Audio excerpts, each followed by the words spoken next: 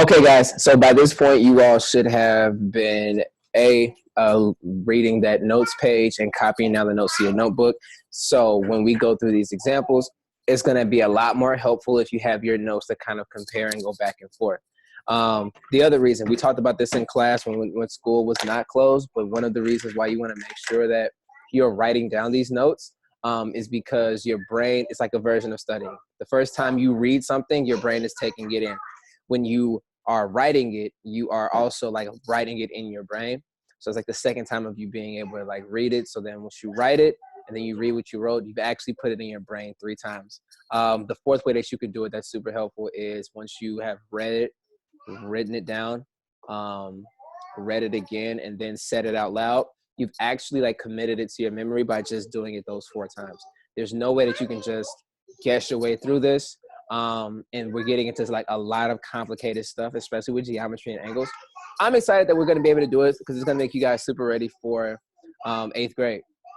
However, we got to make sure we're doing everything on our end so that we're like studying and learning efficiently. So without further ado, really quick recap on your notes. You should definitely have what a ray is. We know that a ray is a line with one endpoint that goes infinitely in one direction.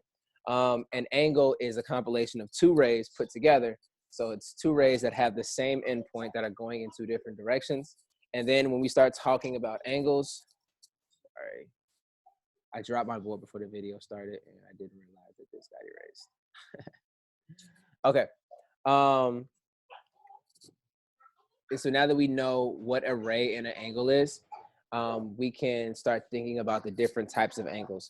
LRs, there are 4 different types of angles. The first one that you have is an acute angle.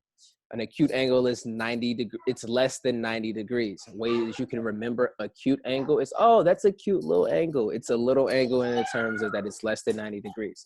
Right in the middle of those angles is a right angle. We are most familiar with those. A right angle is exactly 90 degrees. Obtuse angle is larger or greater than 90 degrees. So it's going to be an angle that's opened wider than both an acute and a right angle. Way that you can remember obtuse angle is you see OB. And so you can just say that that angle is over big. OB over big angle, obtuse angle. And then the last one that we have is a straight angle, which is exactly 180 degrees. And like, here's just like how we can prove it using math, that a straight angle is 180 degrees. If you also notice, it's also a straight angle is a straight line. And if you put 2 right angles together, like I did right here, you get 90 plus 90, which is 180, but you also get a straight line from one end to the other. That's just the way to remember it. Let's go into our examples. Okay. The first thing that we have here is angle PQR or angle RQP. Either one is the correct one. You know, it's not like a wrong way to label angles.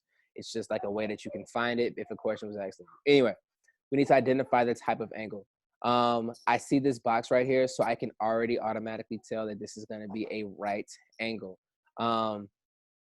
The box lets me know that this is exactly 90 degrees. I would not see this box in an angle if it is not 90 degrees exactly.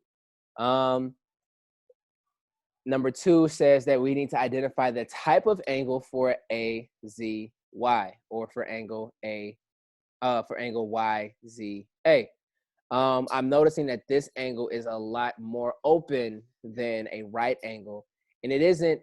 And that lets me, one, I can rule out it being a right angle. I know that it's not a cute little angle. It's not an acute angle because it's not smaller than 90 degrees. It's opened up more, which means that this is an obtuse angle. The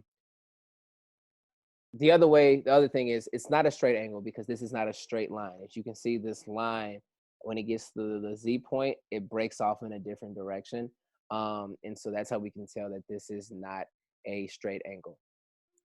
Last but not least, example 3, the type of angle that MNO or ONM is an acute angle. Again, we know that an acute angle, we can remember that an acute angle is less than 90 degrees, which means it's going to be the smallest type of angle we can get, or just, you know, acute little angle. All right. Example 4. If angle GHI is an acute angle, what is one possible measurement for angle GHI? Remember that when we see angle GHI, and it says that it is an acute angle, the characteristic that we can remember is that acute angles are always less than 90 degrees. So it wouldn't be exactly 90 degrees because that would be a right angle. It wouldn't be 120 or 180 degrees. It wouldn't be 120 because this is 120 degrees is a obtuse angle and 180 degrees is a straight angle. So we have to go with 70 degrees, not only because none of these other answers work, but also because 70 degrees is less than 90 degrees. Okay. You guys are going to be answering these types of questions in your in the next upcoming pages on this classwork. So as you're going through, keep going to your notes, keep going back to double check. Excited to see and grade your work. Catch you guys tomorrow. All right. Peace.